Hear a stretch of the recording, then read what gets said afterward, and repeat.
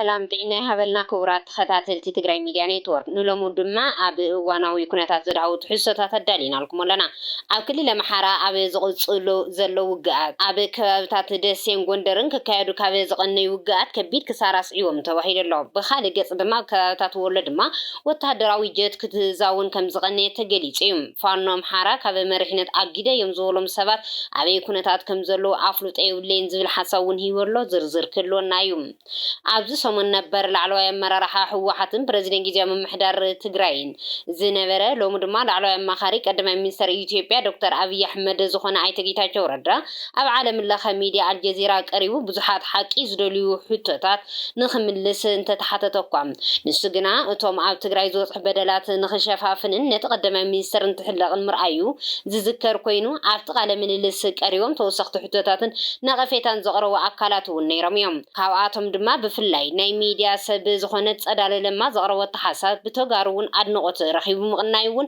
ዝዝከር እዩ ኣብ ናይ ሎሚ ትሕዝቶና ናቶም ሓሳብ እውን ሒዝናልኩም ኣለና ብኻልእ ገጽ ፕሬዚደንት ኢሳያስ ኣፈወርቂ ናብ ፖርት ሱዳን ዝገበሮ ዑደት ስዒቡ ዘሎን ዝፍጠር ዘሎ ፖለቲካዊ ኩነታት ዘድሃበ ብወገን ናይ ገለ ኣብ ማሕበራዊ ሚድያ ዝውዛዓ ማሕበራዊ ድህረ ገጻት ኤርትራ ዘስፈሮ ሓበሬታ እውን ካልእ ናባኹም ነብሎ ሓበሬታ እዩ ክቡራት ተኸታተልቲ ትግራይ ሚድያ ኔትወርክ ናይ ዚዮምን ካልኦትን ዝርዝር ክነስዕበልኩም ኢና ሰናይ ምክትታል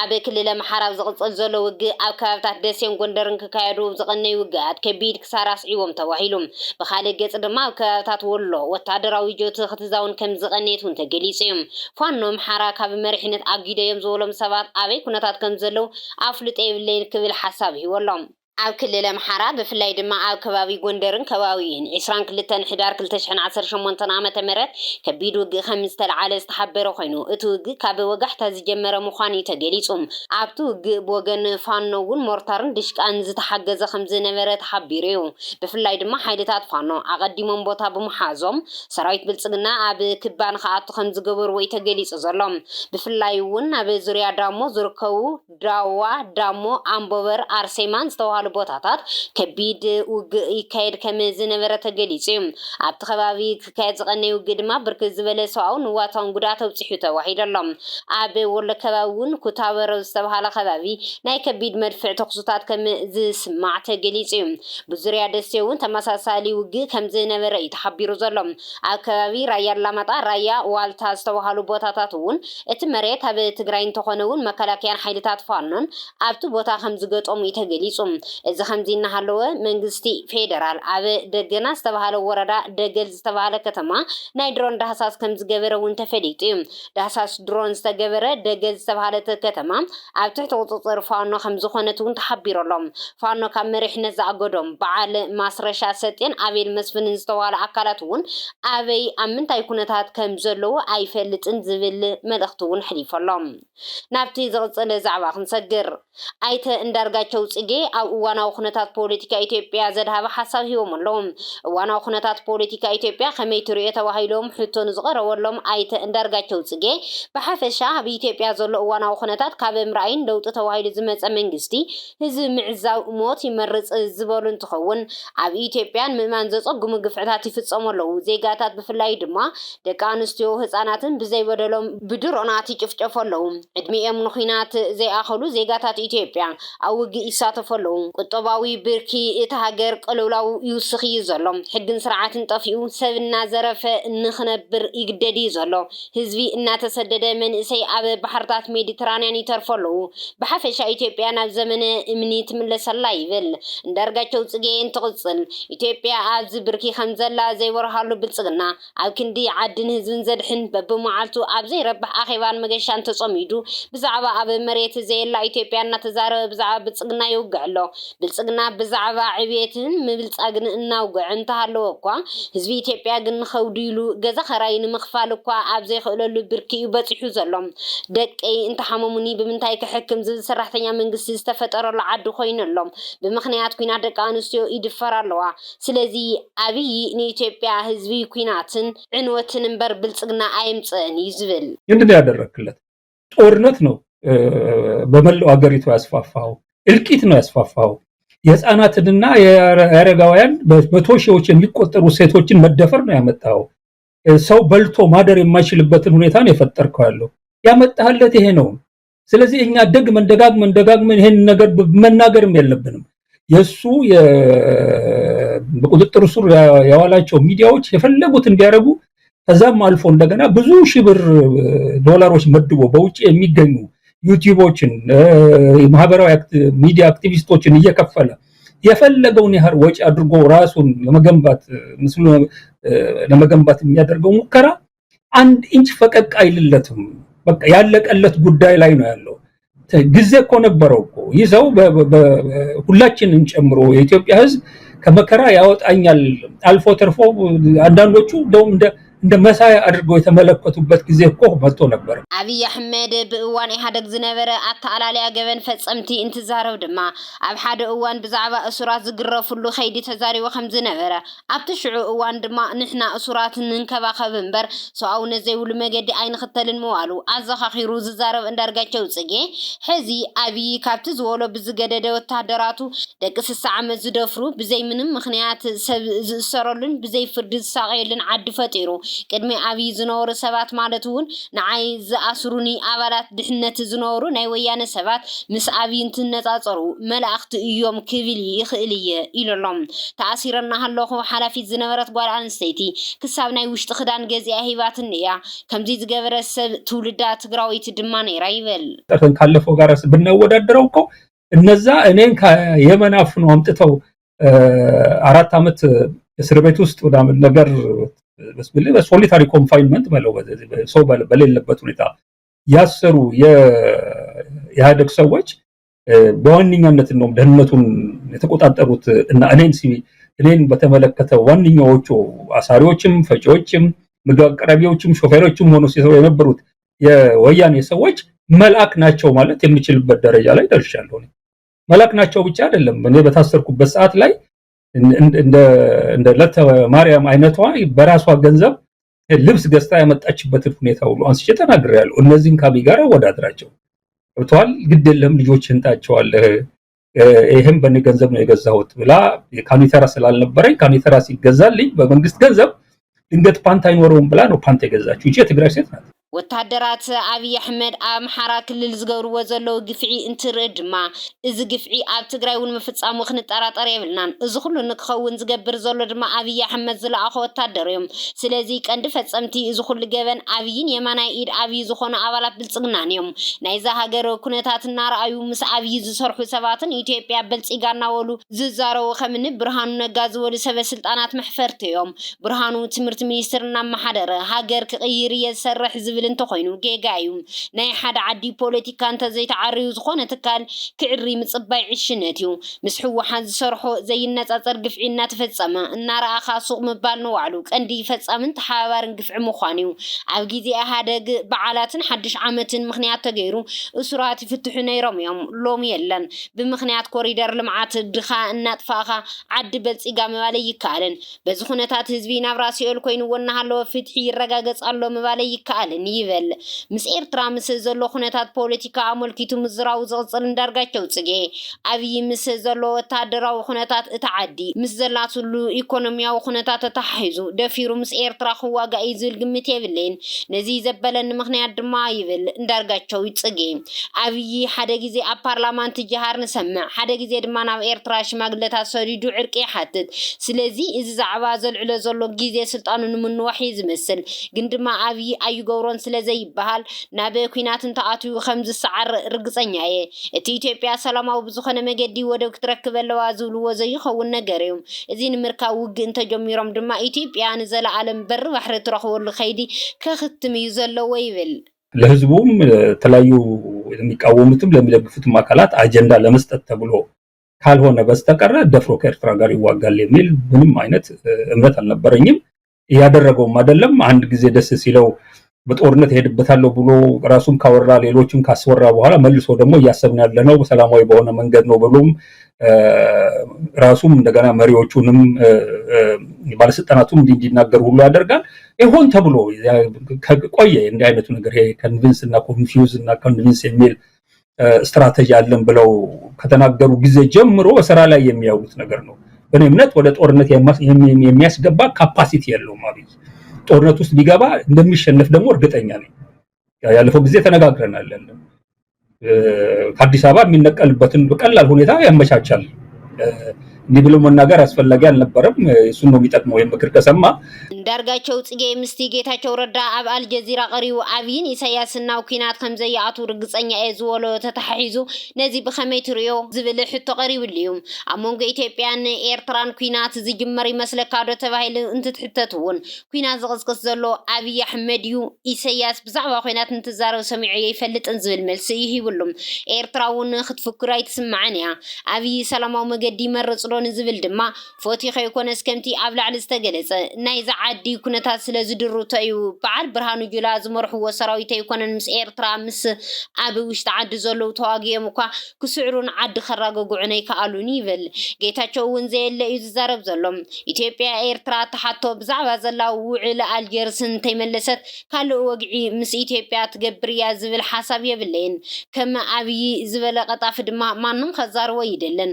ኣነ ናብ ኤርትራ ተላኢኸ ኣብ ዝነበርኩሉ እዋን ዝሃውኒ መልሲ ሕዚ ዘለኻሉ እዋን መፀገም እዩ። ንሕና ንፕሮፓጋንዳ ባድማ ክንረክብ ኢና ዝብል ዘረባ ኣይንጥቀምን። ስራሕካ ድማ ስራሕ በሎ ኢሎም ልኢኾምኒ። ስለዚ ድማ ምስ አብይ አሕመድ ቁም ነገር ከውግዕ ዝደሊ ናይ ኤርትራ መንግስቲ ዘሎ ኣይመስለንን ዝብል ምላሽ ይብሉም። እንደሚገቡ አድርገን አናቀርም። ምክንያቱም ጦርነት ውስጥ ገባለሁ የሚለው አብይ ነው። ጦርነት ውስጥ ገባለሁ ብሎ ኢሳያስ ሲፎክር ሰምቼው አላውቅም። ኤርትራ ስትፎክር ሰምቻት አላውቅም። ስለዚህ አንደኛ ይሄን ማስተካከል አለብን ያለው ሁሉ የጦርነት አጀንዳ የሚያነሳው አብይና የኢትዮጵያ መንግስት ነው። የኢትዮጵያ መንግስት ጦርነት በኤርትራ ላይ ከፍቶ የኤርትራን መንግስት ጦርነት ውስጥ ይጨምረዋል ወይ? አይጨምረውም ነው። ለምን? ሰላማዊ በሆነ መንገድ ችግር ለመፍታት ስለሚፈልግ አይደለም። ቅድም ተናግሬ ያለው አቅም የለውም፣ ወታደር የለውም። እናውቃለን እኮ ወታደራዊ አቅሙ ምን እንደሚመስል፣ ሰራዊቱ ምን እንደሚመስል። ይሄን ብርሃኑ ጁላ የሚመሩት ሰራዊት ነው አሁን ኤርትራ ጋር ውጊያ ውስጥ የሚገባው። አገር ውስጥ ይሄን ሁሉ ቀውስ ተሸክሞ ኢኮኖሚው በዚህ ደረጃ በደቀቀበት ሰዓት ላይ ከጉራ በስተቀር ከድንፋታ በስተቀር በሌላ መንገድ ተስማምተው ስለሚሆን አይደለም። ጌታቸው እንደሚለው ጌታቸው ዝም ብሎ ነው የሚያወራ ያለው። ጌታቸው ሁለቱ ተነጋግረው ይፈቱታል። ተነጋግረው ለመፍታት እኮ ገብቷል። ሁለት የሚታመኑ ፍጥረቶች መገኘት አለባቸው በሁለቱም በኩል። እንደ አብይ አይነት ውሸታም የለየለት ውሸታም እኮ ነው። ጌታቸው ብዛዕባ አብይ መልኪቱ ዝዛረቦ ዘሎ ምሕፈር እዩ።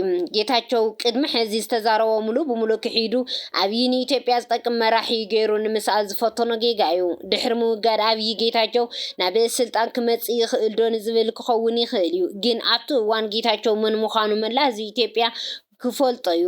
ጌታቸው ከምዚ ኣይመስለንን ነይሩ። ብጣዕሚ ወስላታ ሰብ እዩ። ጌታቸው ጻድቃንን ድማ ፀረ ኣምሓራ ኣተሓሳስባ ዘለዎም እዮም። እዚ ድማ አረጋጊጸ እየ ዝብል ሓሳብ ይሂቡ ዘሎም። ስትራክቸር አድርገው ምናምን ነገር አይናቸውን በጨው ታጥበው ሊመቱ ይችላሉ። ነገር ግን ማን ነው ጌታቸው ረዳ ብለህ ከላይ ከትግራይ አንስተህ እስከ ሞያሌ ድረስ ብትጠይቅ በመቶ ሚሊዮን የሚቆጠር ሰው መልስ ሊሰጥ የሚችልበት ደረጃ ላይ ደርሷል። ያለው ወሽካታ ነው የሚል ያለው ቃለቀ ሌላ ነገር የለው። እኔም ደህና ሰው ይመስለኝ ነበር። ኢንፋክት ሁለት ለመናገር ነው እንደ አንድ በዚህ ላይ እንትን ማድረግ ያለ በጣም የገረመኝ ነገር አለ። የጌታቸውና የጻድቃን አብይ ጋራ መስራት የገረመኝ ነገር ምንድነው? ከሁሉም የቲፒኤልኤፍ መሪዎች ቃል ተጠቅመው ከአማራ ልሂቅ ጋራ ሂሳብ እናወራረዳለን ያሉት እነሱ ብቻ ናቸው። ጦርነቱ ጊዜ ሁለቱ የሰጡት ረጃጅም ኢንተርቪዎች ላይ አንደኛው ላይ ኢንፋክት አማራ ልሂቃን ጋር ብሎ ሲናገር ጌታቸው ከአንዳርጋቸው ነጋና ከአንዳርጋቸው ጽጌና ከነብርሃኑ ነጋ ጋር ብሎ ጨምሮበታል። ብርሃኑ ነጋንም የአማራ ልሂቅ አድርጎ ነው እዛ ያስቀመጠው። እና ብቀጻሊ ትሕዝቶና ክንሰግር ኣብ ሰሙን ነበረ ላዕለዋይ አመራርሓ ህወሓትን ፕሬዚደንት ጊዜያዊ ምምሕዳር ክልል ትግራይን ዝነበረ ሎሙ ድማ ላዕለዋይ አማኻሪ ቀዳማይ ሚኒስትር ኢትዮጵያ ዶክተር አብይ አሕመድ ዝኾነ ኣይተ ጌታቸው ረዳ ኣብ ዓለም ለኸ ሚድያ አልጀዚራ ቀሪቡ ብዙሓት ሓቂ ዝደልዩ ሕቶታት ንኽምልስ እንተተሓተተ እኳ ንሱ ግና እቶም ኣብ ትግራይ ዝወፅሑ በደላት ንኽሸፋፍንን ነተቐዳማይ ሚኒስተርን ትሕለቕን ምርኣዩ ዝዝከር እዩ።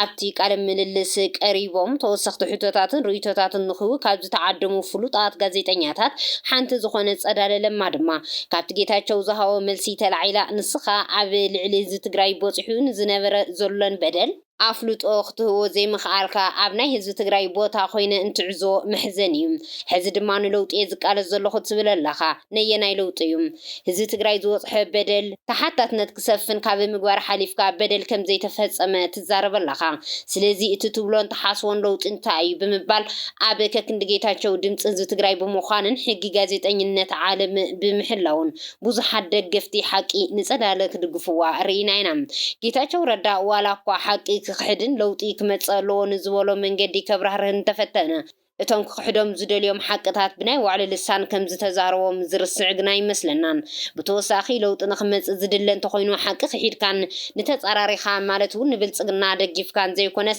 ብውዕልን ሕግን መሰረት ንዝኸተምካዮ ፊርማ ውዕሊ ፕሪቶርያ ንኽፍጸም ድፊት ብምግባር እዩ ነይሩ ነዚ ዝረስዐ ጌታቸው ረዳ ኣብ መድረኻት ዓለም በደልን ቁስልን ህዝቢ ትግራይ ረሲዑ እንተባጩ ተበዳልን ትኽሕድን ትንርኢ ዕላማ ቃልሲ ጌታቸው ረዳ ዳ እንታይ ነይሩ ኢልካ ሓቲትካ መልሲ ትስእን ጌታቸው ዕላማ ቃልሲ ስኻን ዝኸተምካዮ ፊርማ እንዳ እንታይ ነይሩ እዩ ተባሂሉ እንትትሕተት ዕላማይ ህዝቢ ትግራይ ንኽጸንት ምስ ዝገብር ሓጋዚ ምዃንን ሕዚ ንኸይሕተቱ ድማ ምክልኻልን እዩ ዝብል መልሲ ከም ዝህብ ድማ መደብ ኣልጀዚራ ቀንዲ ምስክር እዩ ይብሉ ብዙሓት ናብ ጋዜጠኛ ጸዳለ ለማ እንትንምለስ ድሕሪ እቲ ቃለ መሕትት እቶም ሰብ ሓቅን ሞያን ጋዜጠኝነትን ዝፈልጡ ብዝሰርሐቶ ስራሕ እንትሕበኑ ብወገን ብልጽግና ግና ኣይፈተውላን ምኽንያቱ ድማ ብልጽግና ብተሓሽካሪ ጌታቸው ረዳ ገበኑ ንኽሓብእ እንትጽዕር ጋዜጠኛ ጸዳለ ለማ ድማ እቶም ሕጊ ክዳንዮም ዝግብኡ ገበናቱ እንትጋለጹ ስለዝተራየ እዩ ድሕሪ ብብልጽግና ዝምወሉ ነጠፍቲ ማሕበራዊ ሚድያ ድማ ንጸዳለ ብጸርፍን ብዘይግባእ ቃላትን እንትጸርፍዋ ዝተራየ ኮይኑ ከምቲ ጌታቸው ኣብቲ ቃለ መሕትት መን ከም ዝለኣኸኪ ይፈልጥ እየ ዝበላ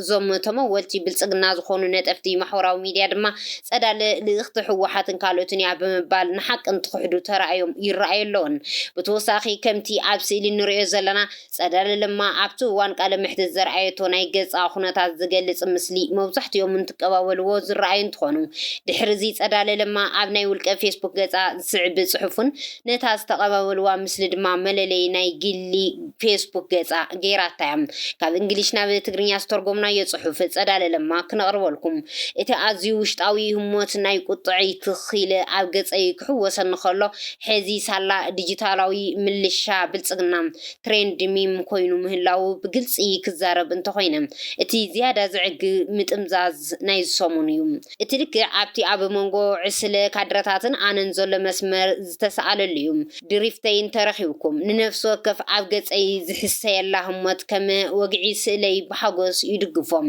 ስለዚ ስለ ዘዕወኻዮ የቐኒልና ኣብዚ ኩሉ ድማ እታ ካብ ጌታቸው ዝመፀ ናይ እንግሊዝኛ ሓረግ ብገለ መገዲ ከም ናይ ኣምሓርኛ ስምን ወርቅን ብሉፅ ስራሕ ኮይና ዳግማይ ተወሊዳ ኢትዮጵያውያን ክኢላታት ስነ ጽሑፍ ነቲ ሓገዝ ክጥቀሙሉ ይኽእሉ ነይሮም በቲ በለ በቲ ግን ገና ነዚ ኣጸቢቐ ዝፈልጦ ዕሱብ ናይ ኦንላይን መጥቃዕቲ ንምክልኻለይን ዝገለጽኩም ኩልኹም ከመስግነኩም ይደሊ ብምባል ሓሳባ ዘቐመጠት እንትትከውን ኣብቲ ርእይቶ መውሃዊ ማለት እውን ኮሜንት መውሃዊ ድማ ኣውንታውን ኣሉታውን ርእይቶታት ዝተውሃዋ እንትኾኑ ካብኣቶም መብዛሕትኦም ድማ ቅንዕና ዘለዋ ጓል ኣንስተይቲ ሓቀኛ ፎታዊ ትግራይ ኢኺ በዚ ድማ ክብሪ ግባኣኪ ሞያ ጋዜጠኝነት ዝተኸተለት ኣብ መትከላት ሓቂ ዘድሃበት ጋዜጠኛ ኢኺ እንትብልዋ ደገፍትን ተመወልትን ብልጽግና ብወገኖም ገጽ መንጀሪኖ ተላኣኺትን መፍረሲት ኢትዮጵያ ነዚ ክትዛረቢ ካብ ዲያስፖራ ክንደይ ተኸፊልክ ዝብሉ ይርከብዎም ዓለም ለኻዊት ጋዜጠኛ ጸዳለ ለማ ዘለዓለቶም ሕቶታት ይኹኑ ሓሳባት ኣውንታውን ኣሉታውን ርእይቶታት እንተወሓዝላ እኳ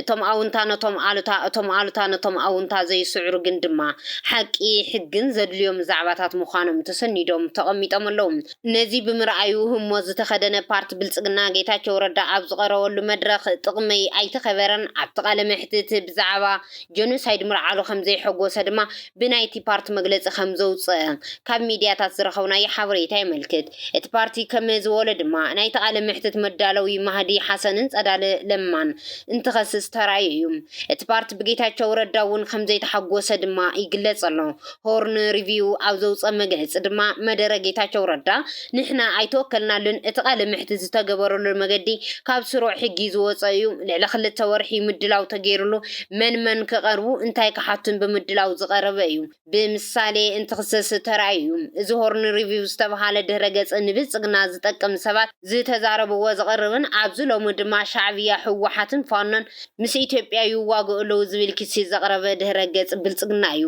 ይኹን እምበር ብልጽግና ብስራት ለሜሳ ዝተባሃለ ውልቀ ሰብ ኣብቲ ቃለ መሕትት ከም ዘቐመጠ ክፍለጠሉ ይደልየን። እዚ ድሕረ ገጽ ንጸዳለ ለማ ነቓፊት ኣብይ ኣሕመድን ፖለቲካ ንኽኳሳሕ ፖለቲካዊ ትሕዝቶታት ዘቐረበት ብምባል እንትገልጻ ንማህዲ ሓሰን ድማ ነገራት ግልጽ ክገብር ዝፍትን ግን ድማ ኣብ ተቃረንቲ ዛዕባታት ዘድህብ ኣብ ዝእቶ ዘይበሃል መደረ ዝገብር ጋዜጠኛ ብምባል ነቒፍዎ እዩ። ናብ ካልእ ሓበሬታና እንትንሓልፍ ኣብዘን ዝሓለፋ መዓልትታት ፕረዚደንት ኢሳያስ ኣፈወርቂ ናብ ሱዳን እምሪሑ ምስ አልቡርሃ ቀጠናዊ ዘተ ከም ዝገበረ ሚድያታት ዓለም ዝጸብጸባ ኮይነን ኢሳያስ ኣፈወርቂ ምስ ጀነራል አልቡርሃ ዝገበረ ዘተ ድማ ኢሳያስ ንአልቡርሃ ናይ ሱዳን ላላውነት ክኽበር ኣለዎ ከም ዝበሎ እዚ ኢሳያስ ዝገብሮ ዘሎ ዑደት ዝገበሮ ዘተን ድማ ኣብይ ኣሕመድ ጀነራል አልቡርሃ ምስ ኢሳያስ ክራኸብ ከም ዘይብሉ ድሕሪ ምዝራው ምዃኑ እዩ ዝሕበር ዘሎ። ኣብ ዝሓለፈ ዓመት ወርሒ ጉንበት ኣብይ ኣሕመድ ንጌታቸው ረዳ ሬድዋን ሒሶንን ናብ ፖርት ሱዳን ልኢኹ ንናይ ሱዳን ጦር አዛዚ ጀነራል አልቡርሃ ካብ ዘልዓሎም ሕቶታት እቲ ሓደ ምስ ሻዕብያ ኣይትተሓባበሩ ንሶም ዝገበርዎ ኩሉ ንሕና ክነቕርበልኩም ኢና ምባሎም እዚ እንተጌርኩም ድማ ምስ ናይ አቡዳቢ መሐመድ ቢን ዛይድ ንምትዕራቅ ክንሰርሕ ኢና ዝብል ቃል ኣትዮምሎም ከም ዝነበሩ እውን ዝረኸብናዮ ሓበሬታ የመልክት። እዚ ከምዚ እናሃለወ እዩ እምበር ጀነራል አልቡርሃን ፕረዚደንት ኢሳያስ ኣፈወርቂ መሪፁ ብክብሪ ተቐቢልዎ ዘሎም ፕረዚደንት ኢሳያስ ኣፈወርቂ ኣብ ፖርት ሱዳን እንትበጽሕ ጀነራል አልቡርሃ ጥራሕ ዘይኮነስ ካልኦት ላዕለዎት አመራርሓ ሱዳን እውን ከም ዝተቐበልዎ ተራእዩ እዩ። እዚ ጥራሕ ዘይኮነስ ናይ ሱዳን ጦር መኮንናት ኢሳያስን ናይ እግሪ ጉዕዞ እንትገብሩ ንናይ ኢሳያስ ኢድ ንላዕሊ ብምዕታር ናይ ተዓወቲ ኢና ምልክት እንተርእዩ ተራእዩ እዩ። አልቡርሃንን ኢሳያስን ድማ ኣብቲ ቀጠና ዝሕንበብ ብዛዕባ ዘሎ ኩነታት ፖለቲካ ከም ዝዘተዩ ፕረዚደንት ኢሳያስ ድማ ኣብ ላዕላውነት ሱዳን ድጋፈይ ክገብር እየ ምባሉ እውን ሓቢሩ እዩ። ብተወሳኺ ድማ ኣብ ሱዳን ዘላቒ ሰላም ክሳብ ዝመጽእ ኤርትራ ደገፍ ከም ትገብር ኢሳያስ ኣፍሊጦሎም አልቡርሃ ብወገኑ ድጋፍ መንግስቲ ኤርትራ ታሪኻዊ ምሕዝነት ብምባል ከም ዝገለጾን እዚ ናይ ክልቲኦም ረኽቢ ድማ ብጀነራል አልቡርሃ ዝምራሕ መንግስቲ ንናይ ኣሜሪካ ናይ ሰላም ጻውዒት ድሕሪ ምንጻጉ ምዃኑን ተሓቢሩ እዩ። ነዚ ዑደት ተመልኪቱ ብወገን ማሕበራዊ ገጻት ኤርትራ እውን ዝስዕብ መብርሂ ተዋሂቡ እዩ። ኣብ ዝሓለፈ ውሕዳት ተዋርሕ ፖለቲካዊ ኩነታት ሱዳን ናብ ንኡስ መድረኽ ክንኣቱ ክንዕዘብ ቀኒና ይብል እቲ ጽሑፍ። ብፍላይ ድማ ድሕሪ ውድቀት አልፋሽር ኩነታት ሱዳን ዓለም ለኻዊ ኣቓልቦ ስሒቡ ዓለም ኣብ ሱዳን ዝካየድ ዘሎ ኩናት ጠጠው ንምባል ተወግሰታት ክትወስድ ምዕዛብና ይዝከር ይብል። ኣብዘን ውሕዳት ሰሙናት ጥራይ ይብል እቲ ጽሑፍ ኣብ ልዕሊ ኢሜሬት ዓረብ ዝበጽሕ ዘሎ ተጽዕኖታት ዛይዱ ህዝቢ ሱዳን ልዕሊ ማንም እዋን ሞራሉ ክብል ጀሚሩ ኣሎ ዝተባሃለ ኮይኑ ብተወሳኺ ድማ ብዕለት 2 ሕዳር ፕረዚደንት ኢሳያስ ኣፈወርቂ ናብ ርእሰ ከተማ ግብፂ ካይሮ ብምኻድ ናይ 5 መዓልትታት ዲፕሎማስያዊ ዕማም ኣካይዱ ነይሩ ኢሉ ድማ የዘኻኽር። ኣብቲ ዝተኻየደ ዝርርብ ዝበሎም ጉዳይ ሱዳን ከም ቀንዲ ዛዕባ ተላዒሉ ምንባሩ እውን ምንጭታት ኣረጋጊጾምለይ ይብል እቲ ጽሑፍ። ብዘይካ እዚ ፕረዚደንት ኢሳያስ ኣፈወርቂ ምስ ልኡኽ ኣሜሪካ ኣፍሪካ ሞሳድ ቦልስ ብምርኻብ ናይ 2 ሰዓታት ሰፊሕ ዝርርብ ከም ዘካየደ እውን ይገልጽ። እምበር ከስ ይብል ፕረዚደንት ኢሳያስ ኣፈወርቂ ኣብ ሱዳን ዕላዊ ዑደት ስራሕ ምግባሩ ምናልባት ነቶም እንታይ ሓድሽ ነገር ስለ ዝተረኸበ እዩ ፕረዚደንት ኢሳያስ ኣፈወርቂ ናብ ሱዳን እምሪሑ ንዝብሉ ንድሕሪት ምልስ ብምባል ናይ ዘን 2 ሰሙን ፍጻመታት ንመልከት ኢሉ ከም ዘቐመጦ ድማ ዑደት ፕረዚደንት ኢሳያስ ኣፈወርቂ ናብ ግብፅን ኣብኡ ዝተለዓለ ዛዕባን ዑደት ወራስ ዓራት ስዑዲ ዓረብ መሐመድ ቢን ሳልማን ናብ ዋሽንግተን ተበግሶ እማመ ሰላም ምሕዳር ትራምፕ ተቃውሞ መንግስቲ ሱዳን ንእማመ ሰላም ሞሳድ ብሉስ ዑደት ምክትታል አልቡርሃን ኣብ ኣስመራ ዑደት ፕረዚደንት ኢሳያስ ኣፈወርቂ ናብ ፖርት ሱዳን ድሕሪቲ ብልኡኽ መንግስቲ ኣሜሪካ ሞሳድ ብሉስ ዝቐረበ እማመ ሰላም ኳድ ፕሮፖዚሽን መንግስቲ ሱዳን ኣብ ልዕሊት እማመ ዘለዎ ተቃውሞ ብግልፂ ከም ዝገለጸ ዝዝከር እዩ። ከምቲ ክግለጽ ጸንሐን ንጉስ ንግስነት መንግስቲ ስዑድ ዓረብ ኣብ ልዕሊ መንግስቲ ኣሜሪካ ጸቕጢ ብምፍጣር ኣብ ሱዳን ዝነበሩ ኣመላኻኽታ ንኽቕይረ ክኢሉ እኳ እንተሎ ኣብ መንጎ መንግስታት ኣሜሪካን ሱዳንን ዘሎ ኣፈላላይ ግን ርኡይ ምዃኑ ዝዝረብ እዩ። ዑደት ፕረዚደንት ኢሳያስ ኣፈወርቂ እምበኣር ጎንፂ ሱዳን ንምፍታሕ ኣብ ዝካየድ ዘሎ ዲፕሎማስያዊ ምንቅስቓስ ማእኸል ስሕበት ብምዃን ነቲ እማመ ሰላም ኣብ ግብሪ ዝውዕለሉ መገዲ ምንዳዩ ይብል።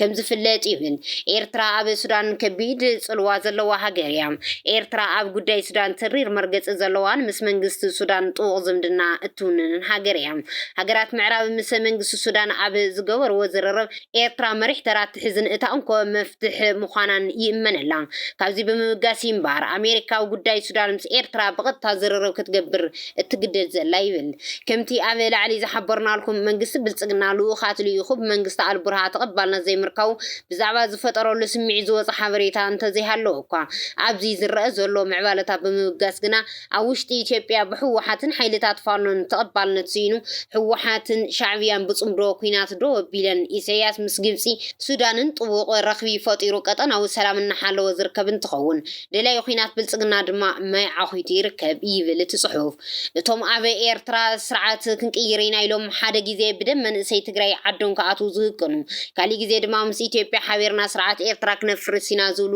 ኣብቲ ጽሑፍ ደንበዐነ ብምባል ዝሰፈሩ በርጌድና ሓመዱም ሕዚ ኩሉ ፈሺልዎም ኣብ ማንታ መንገዲ ደው ካብ ምባል ሓሊፎም ኣብ ጫፍ ገደል ደው ኢሎም ኣለዉ ይብል ነዚ ክንብል ዘገደደና ይብል እቲ ብገለ ኤርትራውያን ዝሰፈረ ጽሑፍ ንትግራይ ልዕሊ ተጋሩ እናተሓለቑ ሰላም ዝብሉ ዝነበሩ ሎሚ ትግራይ ምስ ኤርትራ ጽምዶ ሰላም እንትፈጥር ሒምዎም ናብ መንግስቲ ኢትዮጵያ ብምጉያይ ምሳኻ ኢና ኢሎሞ ንሱ ድማ ነዚኦም ከም ዘይዋጽዎ ፈሊጡም ምስ ኤርትራ ዕሮቁን እናበለ ንሕቡራት መንግስታት ይጠርዕ ምስ ኤርትራ ከይተቐርብ እናበለ ድማ ንኣልቡርሃ ይምሕፀን ነዚ በርጌድና ሓሞድ ድማ ኣፍሉጦ ይኹን ድጋፍ ምድላዩ ከይገለጸ መጣልዒ ምግባሩ ቀፂሉ ኣሎ እሞ እምበኣር ተስፋ ብልጽግና ደለይቲ ለውጢ ኢና ባህልቲ ደንበዕለ ክብል ዝፀውዖ መፍቲ ጽሑፍ በርጌድና ሓመዱ ማይ ዓኸተ ኮይኑ ኩነታት ቀርና ኣፍሪካ ኣብ ኢድ ኢሳያስን ፎቶውቱን ተደሪኹ ይርከብ ይብል ክቡራት ተኸታተልቲ ትግራይ ሚድያ ኔትወርክ ነሰዓት ዘዳለናልኩም እዋናዊ ዛዕባታት እዚኦም ይመስሉ ነይሮም ንምክትታልኩም ካብ ልቢ ነመስግን